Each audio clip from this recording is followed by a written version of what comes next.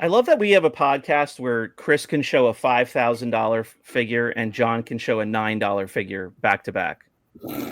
We cater to all collectors. That's how our page is, man. No one's. No, I know. I'm being serious. Like, on a figure.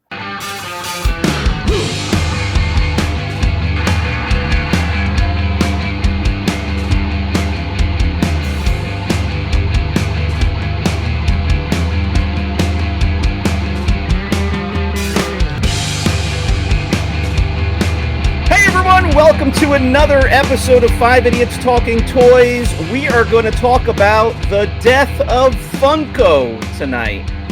Funko Pops, the company well known for a lot of consumer products, not just the Funko Pops, but lots and lots of pins and accessories and some clothing goods. Let's bring the fellas in now. Let's talk about what is going on with the Funko company. Charles is amped up about this. Hyped up. And I'm going to also bring in Brandon. Brandon is reading, he's absorbing, he's analyzing what is going on with Funko. We also have commentators John and Christopher joining us. So I like Funko Pops. I'm going to focus on the stock end of it. Let me tell you something. When I had a friend of mine send me this article in the middle of the night. I don't know. I don't know why he did that, but he sent me this article out of nowhere, and I just kind of chuckled a little bit. And I sent it out on the group chat. Obviously, said, "Hey, this is a pretty good topic for a podcast, right?" So I've never seen anything wake up Charles from the dead of toys like this article on Funko Pops. You would have thought I sent an article about $1 million Lego minifigures found on OfferUp where Charles lives or something, you know. Yeah. This riled him up like no other. So I could not believe that he was immediately he's just coming out with all this information about Funko and his gears were grinding. Yeah. You bring up toys and John Walden is going to be the first one to respond. You bring up stocks. Charles is he's awake as soon as you send it. You bring up a betting on sports games. Christopher drops his children on the floor and he starts typing immediately. Right. So yeah, Charles went from 6 to midnight on this. Like, you would not believe.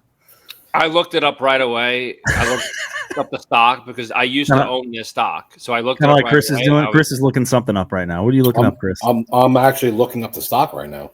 I was shocked at the price of the stock, and like $2.56. Chris and me, like we buy stocks, and we're in like a stock chat with one of our friends or whatever. I don't know. It might be a good investment. It's one of those stocks where I would just throw $5,000 at it and hope even it goes to $5 and you double your money. Like, there you go.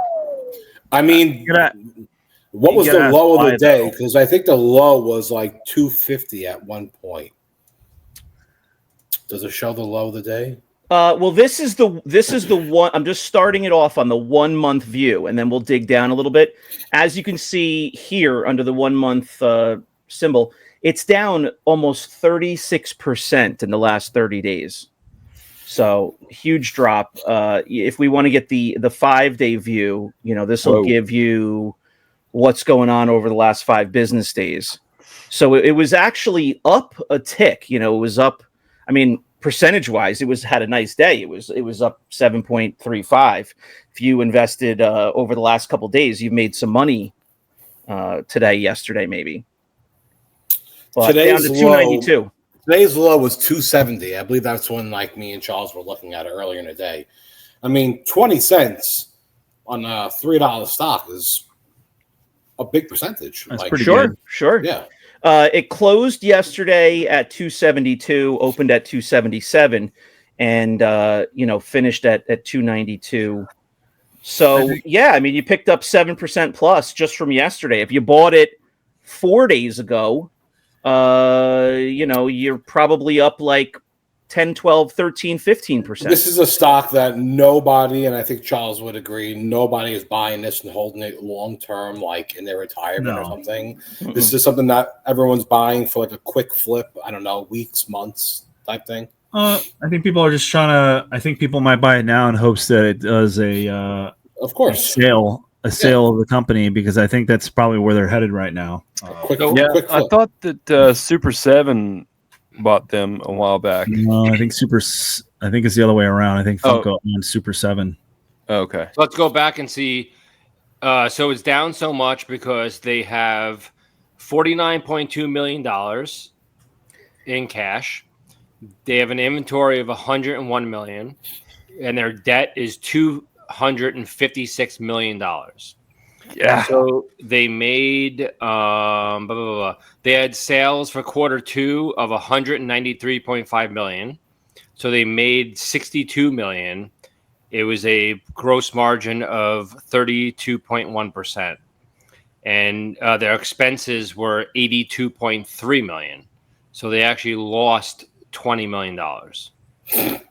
Well, take a look at the chart now. I switched to the 6-month view. I mean, if you thought the 1-month view losing 36% was scary, in the past 6 months, they've lost 79% of the value of the company just in the past 6 months.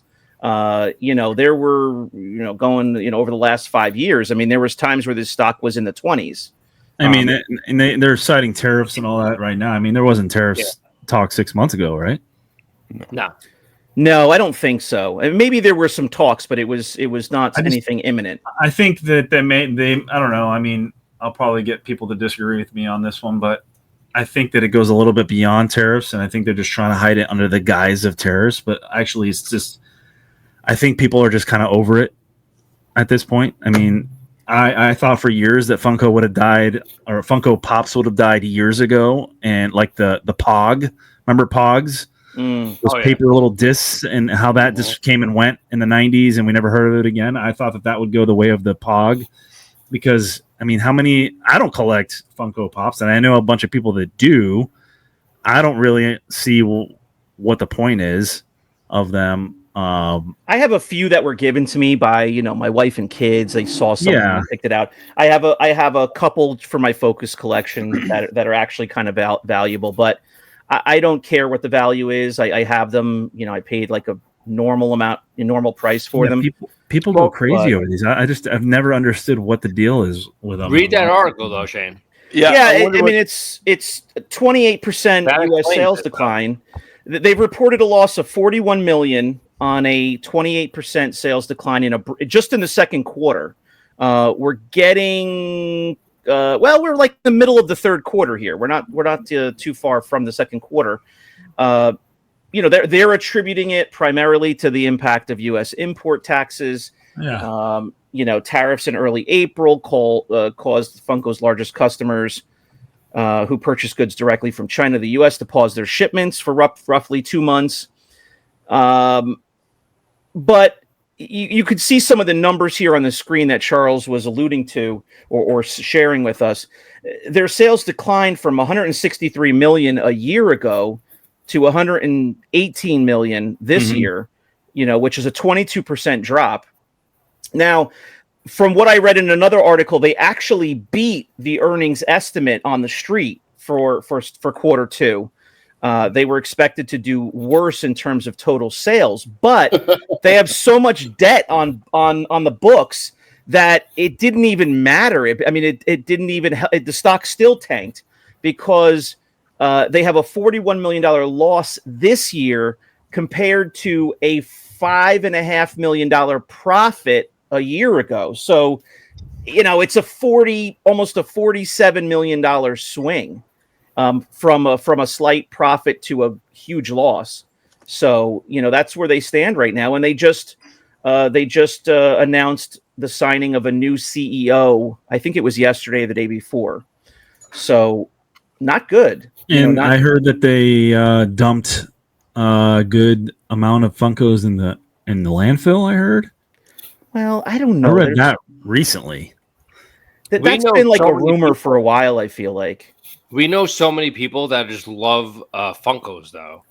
So I don't think it's going anywhere. I don't think so either. And even though it sounds kind of like, jokey to say, like, I'm going to buy some of the stock, I mean, how much further could it go down? Well, the answer is I own a stock that was, $15 at one point, and now it's down to 60 cents. So it can go, believe me. But you're right. I mean, they're not going to stop selling Funkos. People are still buying them. They're still selling 160 million of them. Yeah, in one quarter of the year. They're just going to make a lot less because they are making so much of it. It's like overkill at this They're point. making too many. I mean, they're sitting on shelves. They're not, Go to a Target or a Walmart, they're everywhere. Too much, and they're always on clearance. Too many. Yeah. It's too much stock. It's just ridiculous. Yeah. Well, the article I have on the screen now, another article is again a $41 million loss, but down here it gives you a little bit of a couple of bullet points. Well, I They think had you also 100 have to take into account the cost of the licensing fees that they're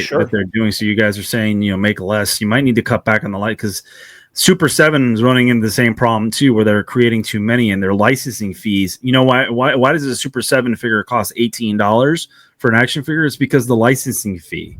Yeah. So these guys are getting killed on that. Well, they had 193 million in sales this year. I guess I don't know what number I just said a few minutes ago. These numbers are all the same. That's a lot of money. But money. they're gonna sell an additional lot of common stock up to 40 million. So expect if you're holding shares right now, I mean, they're going to dip when they start selling those additional shares. So that's something to watch out for. And the new, I don't know if this really talks much about the new CEO, but they just, so it talks about layoffs. That's what I wanted to touch on.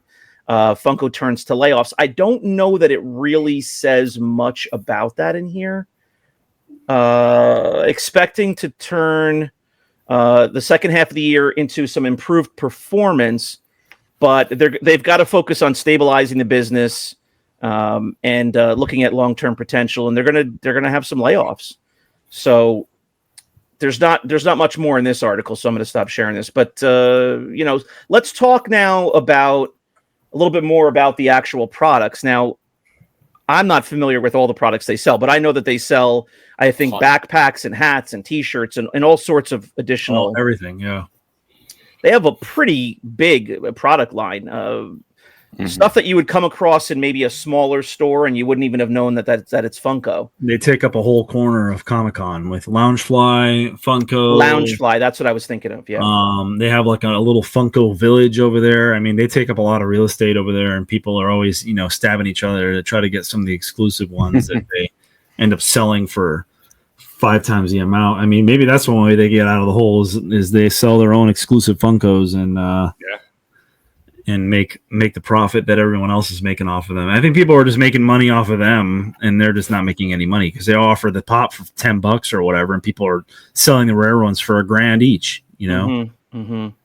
I mean, what do you think this is going to do to the secondary market if they do tank? I don't know. Well, you bring up a really good question because if they tank, on one hand, they stop production. I mean, I don't think I think they would sell the company. I think somebody would probably pick it up and continue producing. But maybe a vast majority of what they've currently creating goes retired quickly. Maybe they become more valuable. But at the same time, if there's any disruption in the business or downsizing in the business, do people just at large start losing interest in collecting anymore? Does the popularity of them tank? I don't know. So that's it could go in either direction for those reasons in my mind. I mean, it just reminds me of a Beanie Babies on steroids. No one cares about Beanie Babies. They're not worth anything. They retired this, retired that. I don't know. That's what these all seem like. This is what these have always seemed like. I know these are more collectible, and a lot of people collect them, but to me, they've always just been... Well, they have the licensing, too, and that's a really big element. Beanie Babies were their own thing, and it's like, oh, I got the blue rabbit or something. There's so many different sports Princess figures. Die! Yeah, I mean, there's so many different sports figures, movie characters, TV shows. I mean, there's a character or a topic for everything. For everybody. Like they actually made one of our podcasts. All five of us. We're a Funko Pop.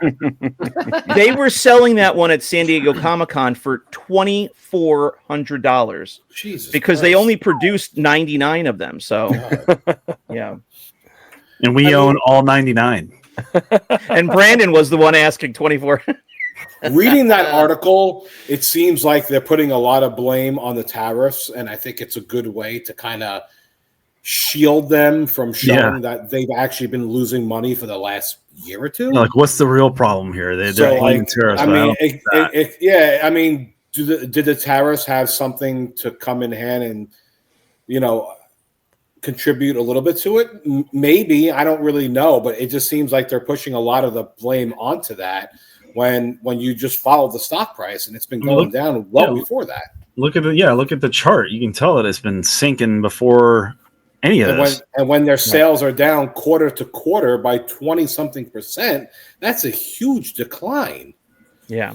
And huge decline. We're not looking to get political here, but one thing to note is with all these tariffs, and they're going to affect toys across the board, and of course a lot of other consumer products, that affect us all as Americans. But there's people touting about these tariffs. Oh, we're bringing in billions of dollars into the country. I think most people know at this point, it's been all over the news, but these foreign companies are not the ones paying these tariffs. The American companies that are bringing these goods in from across the seas are the ones footing the bill for tariffs. And what's going to happen? All these American companies are going to pass it on to the consumer by raising their prices. So who ends up paying all these tariffs and giving the government money? A lot of it is going to come from us off the store shelves. So I disagree a little bit with that.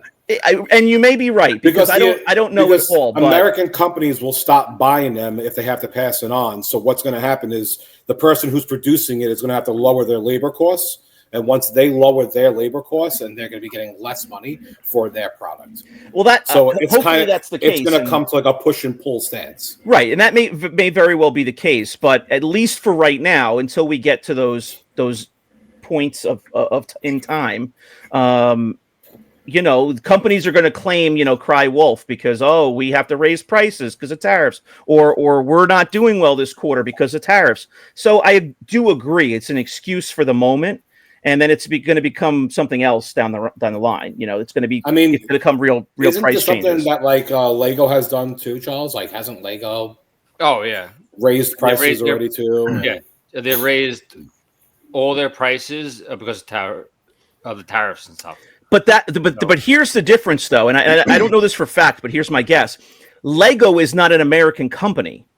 So they're importing, I'm sure there's Lego America, but they're bringing those toys here, and they're having to foot the tariff bill because they're bringing their own toys in and getting hit with tariffs. So Funko is an American company bringing in goods made in China, whatever. Lego is a European company, bringing toys here. So that might be the difference. That might be why Lego raised their prices before anybody else, is what I'm saying. Yeah, I have no idea. I think we're going to be looking at Hasbro doing the same thing because I ordered a Marvel Legends figure back in March. It was $24.99. It was like an exclusive figure. It ships on August 28th now, and I wouldn't say rare, but exclusive figure. But it's one that I really, really, really am looking forward to, and I'll show it on the Wins and Whiffs when it gets here. But now the price for it, even though it's not even in stock, is $29.99. Yeah, so they raised it. Yeah, they raised it by the price 20%. Yeah, right. So we're gonna see. I think we're gonna see a lot more of that for sure.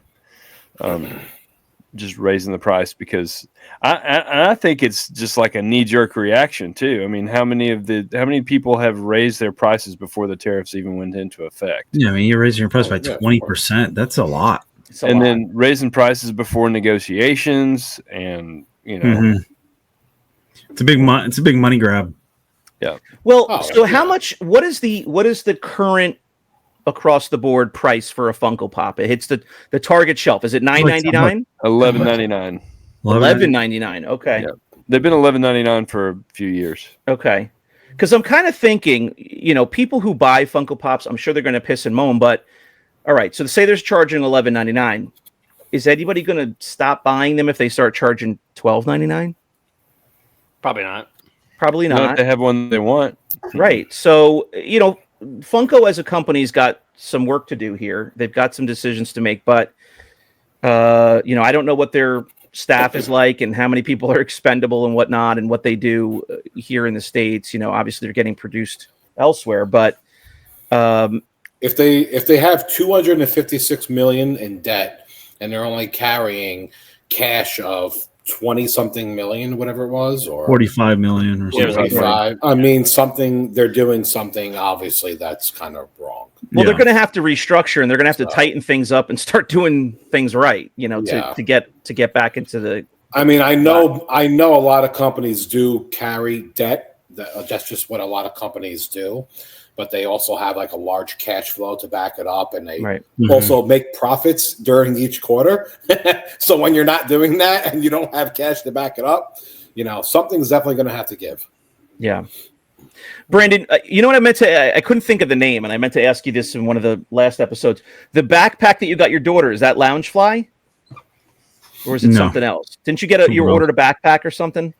Yeah, it was a school backpack, not one of the Loungefly ones. I got my daughter a Return of the Jedi one that was like a recent release around Christmas time. It's so well made. It's a really, really nice. I mean, it's not cheap. It's she actually wants the Loungefly ones. The Loungefly one. It's like not a mini tiny backpack, but it's not as big as a school. They're like a couple $100, right? Brand new. They had them at the convention. They were like $80 on the shelf, and that was like the retail price. Crazy. And I think I got it on Amazon for like $60, like it was on sale a little bit. Yeah. But they're really, really nice. They're like interior nice. Silk, like satin interior with like a pattern. The outside is decorated really nice. Oh, they're really good and really they seem to be well made. I just think that they just need to really cut back on what they're offering, and maybe if you're offering less, you can jack up the price a little bit more and make it more sought after. I don't know. I don't know. They're just producing way too much right now, and a lot of it is going to landfills. A lot of it's going on the clearance aisle, which Target. If it goes on clearance, Target already paid for it, so Target's kind of missing out there. But it just cheapens the brand, and right. Oh yeah. Well, I think they bought a lot of brands over the years, John. Like Loungefly is one of them. I think that was a separate company. So one thing to think about is that they might have to sell off a brand or two. Like divest some of those product lines from the company. It's funny. That was somebody else. Diamond Select. Yeah. Yeah. CGA. Go ahead. Well, I was just gonna say, not only just the brands, but even their Funko Pops that they make. Brian Volkweis was on the show, and he was talking about a Funko Pop of a super obscure Star Trek character that he has. And so it's like, how many of those? That's so niche. And how many of those did they make? How many wound up on shelves of collectors like Brian Volkweis, and how many wound up in the landfill with those others that, Well, wasn't there an article last year about Funko Pops about just saying how much like extra stock they have at their warehouses? Yeah. All like back stock of stuff. So they were winding up in the landfill. Yeah, so and they're obviously paying money at some point to store that stuff. So that costs money too when you have to store all this back stock, and then you're just dumping it in a landfill. Yeah. And then the production cost of each individual figure, because they make sometimes like I was looking at a Halloween Funko Pop over here, but like they'll do the horror movie Funko Pop, and then they'll produce like 6 figures. So that's a production startup of 6 figures for one line. And then they produce all the. That's just. Well, I'll tell you right now. I showed some wins from a little vintage mall I went to. There was one booth that had like the 3 sides of a booth, and then like giant shelves in the middle. You could not even walk through. It was so tight, and it was like Funko Pops falling off the shelves. That's how packed it was. And for somebody interested in those, it's probably nice. I'm looking around and trying to read what the characters are. more than half of them, I had no idea what the hell they were.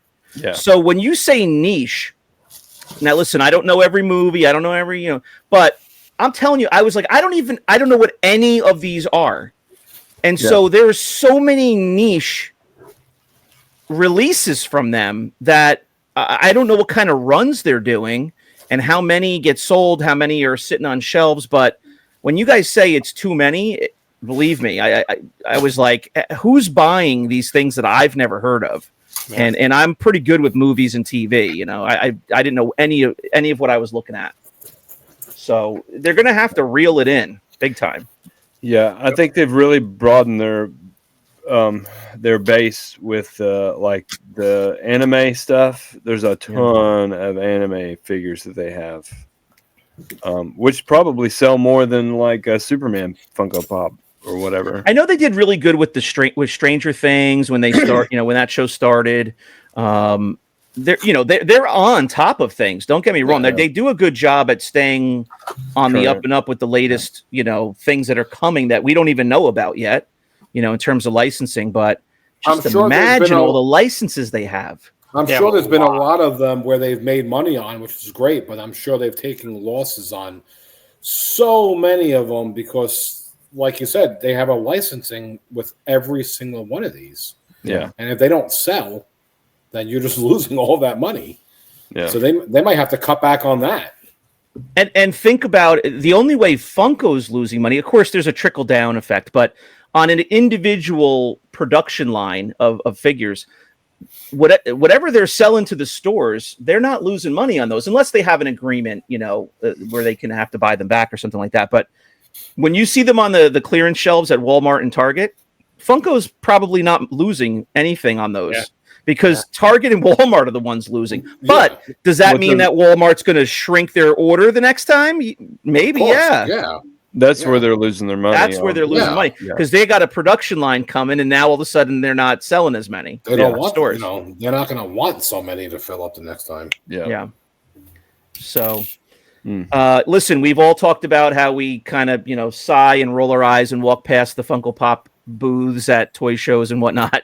But they're there because they sell. They're there because they do well enough to buy the booth and stand there for a weekend or for a day. And I think that I think we underestimate the Funko Pop influence too, because it's definitely a thread that ties everyone to collecting. You know what I mean? Because people that don't collect vintage Star Wars toys collect Funko Pops. Just like I've said before on here, and I'm not a proponent. I'm not like a Funko apologist or anything like that. Yeah, but there's like a Funko Pop for everything. For everything. And John, you said that was one of your best sellers in the toy store, the physical toy store. I mean, you used to sell Funko Pops every week. Every day we sold every day. Yeah. All right. Yeah.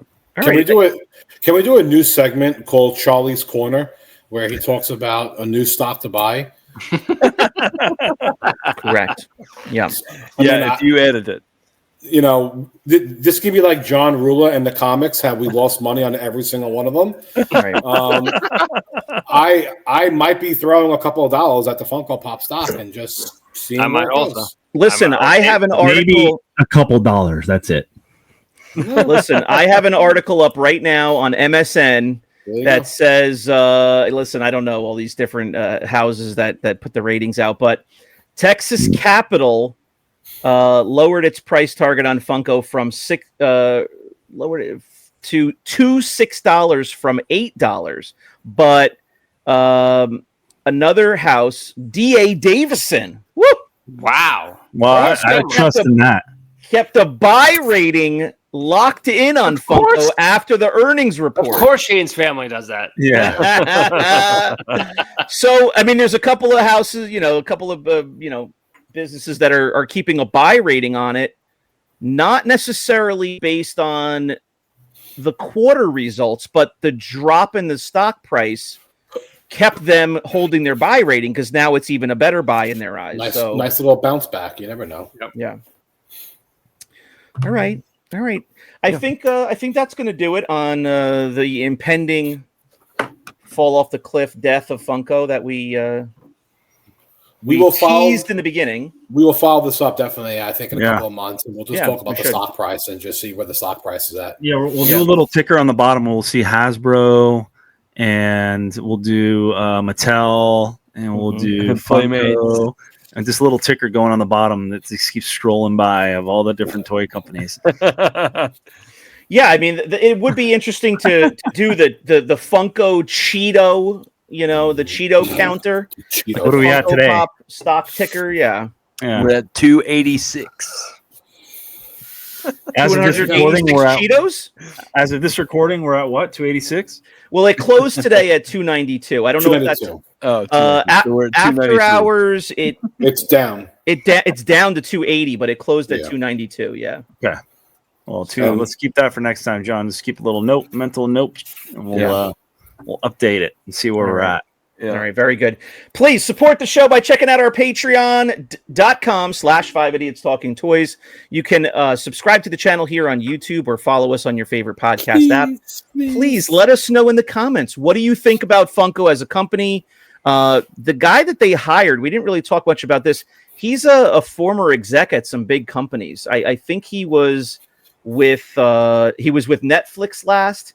I think he was with I'm forgetting the girl. What's that? I thought the new CEO is a girl. Oh, maybe. I think the most recent CEO was Cynthia Williams. She exited. Formerly the CEO of Wizards of the Coast, if that tells you anything. Oh. But he It's another dying company, right, John? Weren't they bought by Diamond Select? Yeah. Trash Fall is trashier. I mean, look at this. I mean, Wizards of the West Coast, right? They're the ones that do the Magic the Gathering. Wizards of the Coast and all that crap. I don't know. They do. This is the guy. It is a guy. It's Josh Simon, and he was. A girl, It looks like he's 18 years old. Oh, hey, buddy. How are you? I don't know if it's here. He was. He had senior leadership roles at Netflix, Nike, and the Walt Disney Company. So it was a girl, though, right?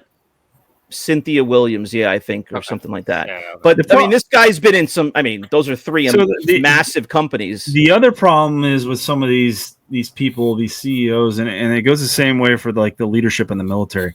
Once you reach a certain point, I don't know how it is with these younger CEOs or whatever, but that never really got their hands dirty and they were kind of just handed the keys to run it. But you lose touch of reality when you make it that high up and you're not down there where the grunt work's being made or where they're actually selling the product and actually looking to see what's going on. I mean, you could just literally walk into Target and be like, my God, this shit's everywhere. And what are we doing to sell this stuff? Why is it sitting on the shelves and just sitting here? No one's buying it.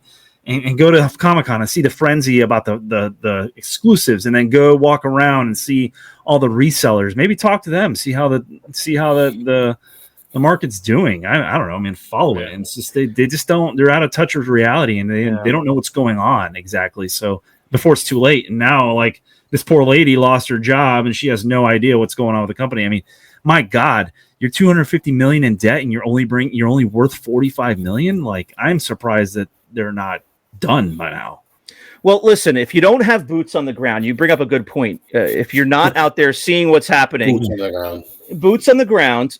I mean, your head is up in the clouds. The next thing you know is you're at a Coldplay concert making out with your human resources woman, and you've lost your job, you lost your family, and you're ridiculed all over the world. You lost everything. You've lost everything. So the problem on the is ground, get in the stores. That's what Brandon's saying. Yeah, I mean, and the problem is the people that surround these CEOs, they're too afraid to tell the emperor that he's got no clothes on.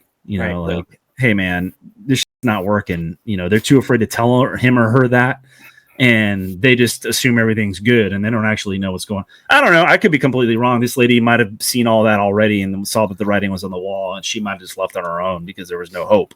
Or, like Charles was saying, didn't happen overnight. That stock has been declining since when? A couple of years now? The start of the year. Yeah. My God, man! I mean, it's been tanking for 6 months. You have people on your staff that monitor this and oh God, yeah. All right, well, we got to wrap this up. Brandon's going to have a coronary. Jesus. He's very upset. His Funko collection is just going down into the toilet. It's up in smoke. Shane literally has a Funko on his top shelf right behind his head right there. Yeah. Well, On the side, It says on he the doesn't side, collect yeah. them. well, I thought There it is. I see it. What is I it? thought maybe you saw this one. I thought maybe this was just behind my shoulder. Oh, This is God. the one I got that's Oh. unpainted.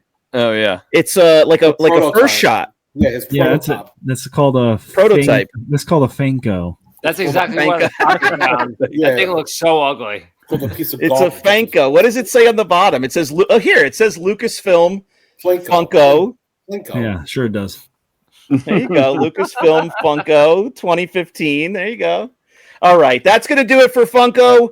We are going to be back next Sunday with another podcast topic. And of course, you can check us out on Wednesdays as well. We have our wins and whiffs every week.